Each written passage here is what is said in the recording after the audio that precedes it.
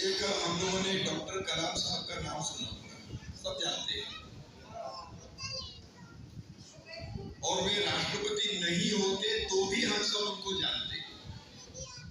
वे राष्ट्रपति थे इसलिए नहीं जान पाए, वे डॉक्टर कलाम थे इसलिए जानते हैं।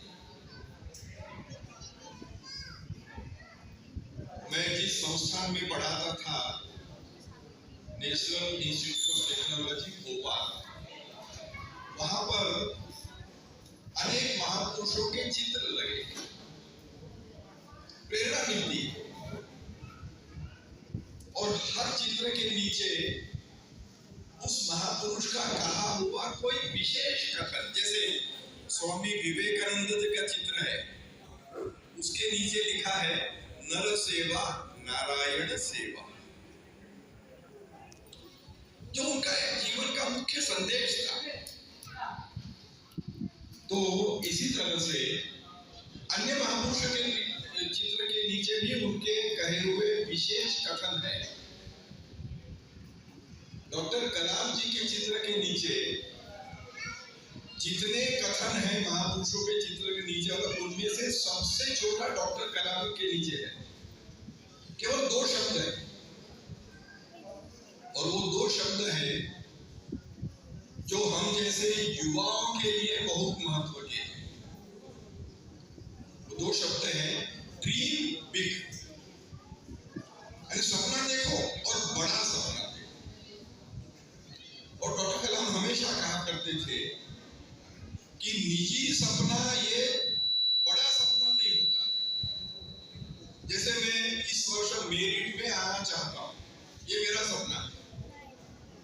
I pass in first division in merit list, ये मेरा निजी सपना है। लेकिन बड़ा सपना कौन सा होता है?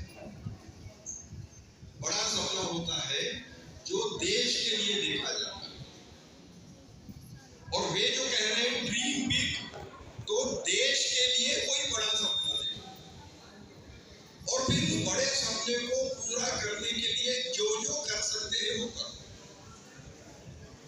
इस नजरिए से उनकी लिखी एक पुस्तक है विजन 2020, करीब 25 साल पहले लिखी हुई पुस्तक है। ये T20 मैच के बारे में थी। उस जमाने में T20 नाम का खेल शुरू नहीं हुआ था जो अब चलता है। तो T20 यानी 20 मैचेस होते, वो पुस्तक नहीं है, 25 साल पहले लिखी हुई पुस्तक है। उस समय पर भारत विकासशील देशों में गिना जाता था, विकासशील देश।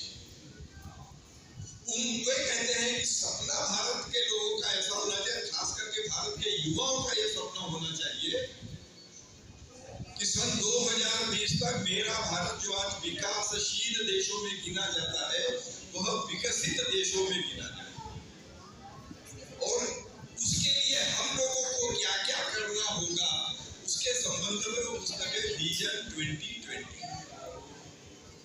हम जैसे लोगों ने कभी कभी इस प्रकार की पुस्तकें भी पढ़नी चाहिए, हमको प्रेरणा मिलती है। बड़े विस्तार से उन्होंने उसमें लिखा हुआ है कि हमें क्या क्या करना चाहिए। डॉक्टर कलाम तो नहीं रहे, लेकिन उनके जो सह लेखक हैं, उन्होंने उस पुस्तक का 2020 के बाद, क्योंकि विजन 2020 2020 तक हम उस श्रेणी में नहीं पहुंच सकेंगे, इसलिए उसका जो सेकंड एडिशन आया है वह है विजन 2020 एंड बियॉन्ड।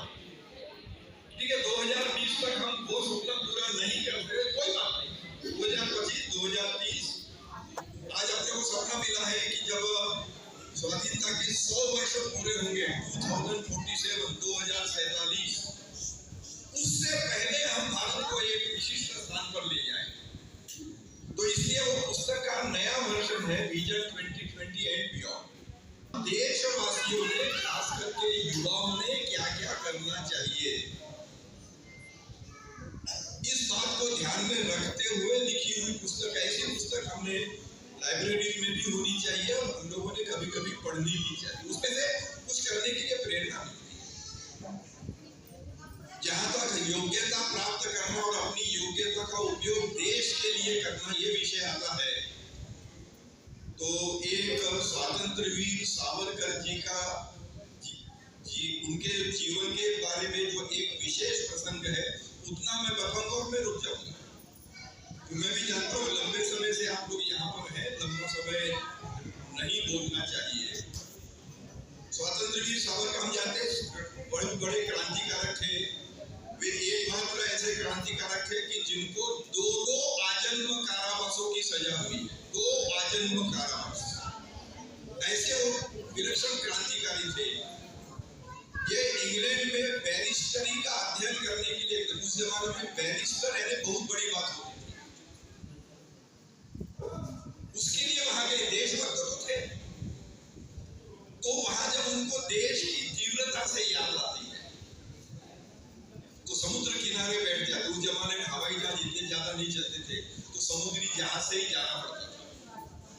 तो समुद्र किनारे बैठ जाते हैं, जिस दिशा में भारत है उस दिशा में मुंह करके बैठ जाते हैं और समुद्र से प्रार्थना करते हैं। वो बड़ा सुंदर काव्य है, मराठी में लिखा हुआ है, लेकिन उसका हिंदी अनुवाद भी हो चुका है, कभी देखिएगा।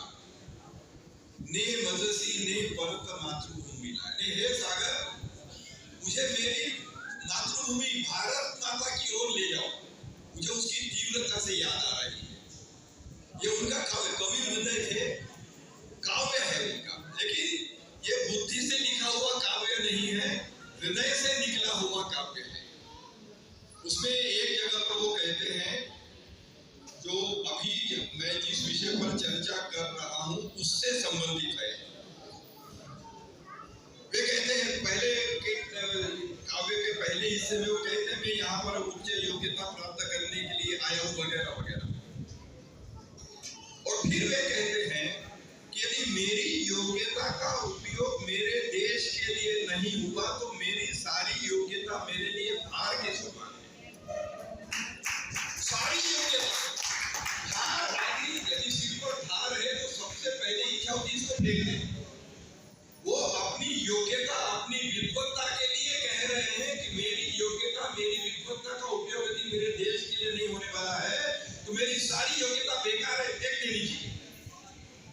स्वाधीन भारत के युवाओं ने यदि यह दृष्टि, ज्यादा से ज्यादा योग्यता प्राप्त करना और फिर उस योग्यता का ज्यादा से ज्यादा उपयोग मेरे देश के लिए होना चाहिए, यह जो दृष्टि है डॉक्टर कलाम की दी हुई है, स्वतंत्र वीर सावरकर की दी हुई है, सारे महापुरुषों की दृष्टि दी हुई है। उस बात को ध्यान में रखते हुए योग्यता प्राप्त करने के साथ साथ अपनी योग्यता का उपयोग मैं मेरे देश के भले के लिए कैसे कैसे कर सकता हूँ, कर सकती हूँ, ये प्रत्येक युवक ने सोचना चाहिए। इसलिए ये छोटा सा विषय आपके सामने रखा। मुझे क्षमा करेंगे, आप एक आनंदोत्सव में बैठे हुए हैं, लेकिन मैंने एक छोटी सी थोड़ी सी गंभीर बात आपके सामने रख दी है। आनंद मनाते हुए भी कभी